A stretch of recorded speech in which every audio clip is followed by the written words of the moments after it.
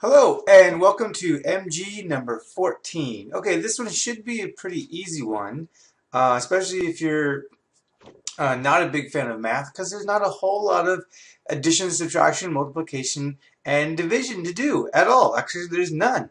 Congruence. This is all about congruence, when two things are congruent. When two things are congruent, they're saying that they're pretty close to equal. The two shapes, and that's usually what we're talking about, shape with congruence, either sides, angles, the entire shape. We're saying that the two shapes are fairly close to identical. So let's look at these two shapes. You can tell they're the same shape, and right there they've given you enough information to be able to fill in the blanks of all the sides and all the angles that are empty without having to do any addition, subtraction, multiplication, or division. No formula is necessary. Okay, so this is the example that you have on your paper. And you're going to be able to answer this question without you doing any kind of math at all. And here's how. So look at this shape over here to your left. You'll notice that we'll just look at the angles first. There's three angles they've written, and there's one that's missing. I'm going to go ahead and label it. That's the missing one, right? And then look over here. You see this one? It's got three empty ones and one filled one. So that's how you know this one and this one are identical if both these shapes are congruent. Here's another way you can do it. Right here up in the corner it says JKLM is congruent to NPQR. All of you probably know that this shape is JKLM and this is NPQR.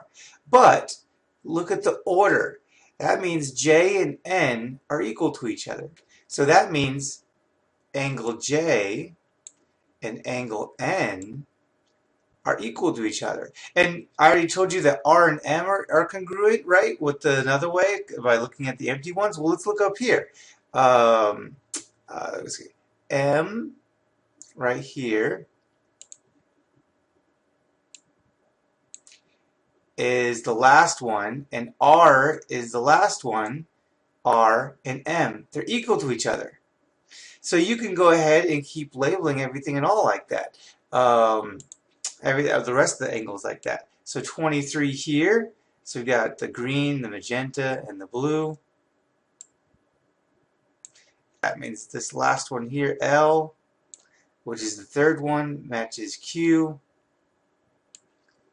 Alright, so I've used colors so you can get a visual of how they all look, or which angles match each other. And what you might even visualize in your head, this is the way I do, but if you can't do it, that's fine. It's kind of like if you could take the shape and rotate it like that. That might help in your mind. You might even redraw it on your paper once you've got an idea of which ones are supposed to match. Just make sure you keep your labels. Say like R is 27, and make the 0.9 is the side right here, and 4.3 is the side right here. Alright, so now we've marked this up, but we haven't actually answered anything yet. So let's go ahead and start doing that. We got name 4 pairs of corresponding angles. That means angles that are equal to each other based on these two shapes being congruent. Alright, so we know that 154 is J and N is 154 because they're congruent angles. They're also corresponding angles. It's the same thing. So right there we can type in J and N. And then you can keep doing that with K and P. See, K and P match.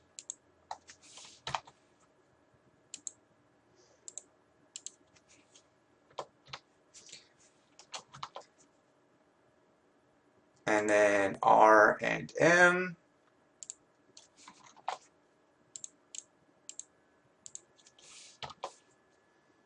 And then L and Q.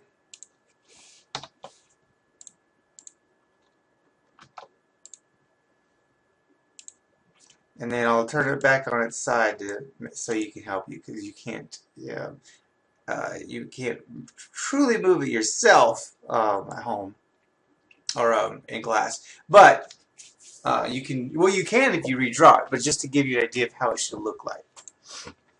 Alright, now we got corresponding sides, and you're going to do it the same way.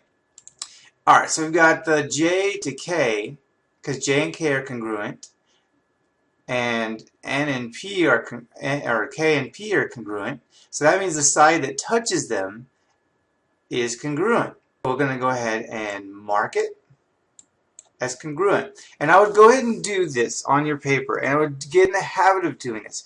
You're not going to do any math, so you're not going to like waste time on this. Not that doing the work is ever a waste of time, but go ahead and mark it like this. Only you can't use colors, so in your case, I would use hash marks, but use multiple hash marks.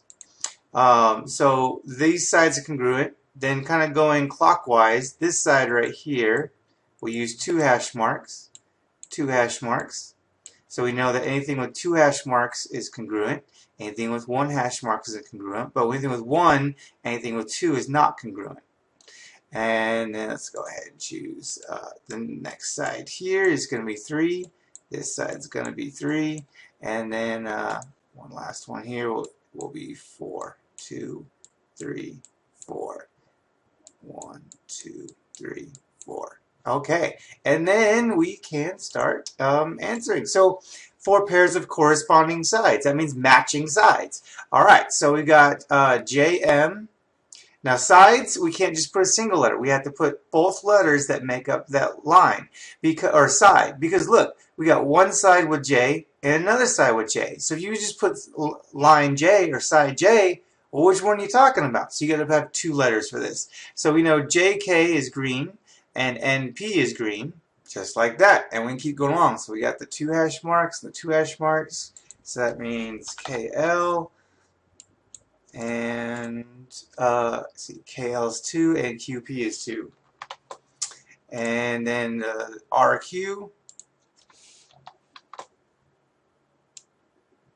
and is 3, and then 3 is ML.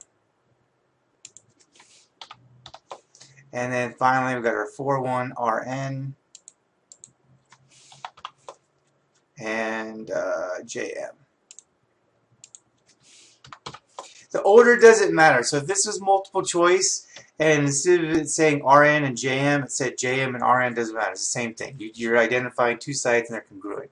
And don't get tripped up if they ask you, well, what is the length of QP? And you're like, I don't know. There's not enough information. There is. Because remember, if QP is congruent to KL, well, KL is 1.2 meters, so QP right here is also going to be 1.2 meters. And now, what is the angle? What is the angle of Q here? Well, let's see. Q is corresponding to L. L is 156. So Q here is 156. Yes, write this down on your paper. That way you have an example of what how to figure out if they're what the lengths are or what the angles are, because they won't always ask you find pairs. They might on the test, but they might also ask you what are some of the lengths and what are some of the angle sizes based on congruent shapes. And you just have to remember, oh, I don't have to do math. I've just got to stay really organized, maybe redraw the shape, being really careful of what's matching. And this should be a pretty easy one. This is one that I really would expect everyone to get at least these 1 or 2 points right on the KC to help you get that much closer to that passing score. Thank you, and I'll see you in class.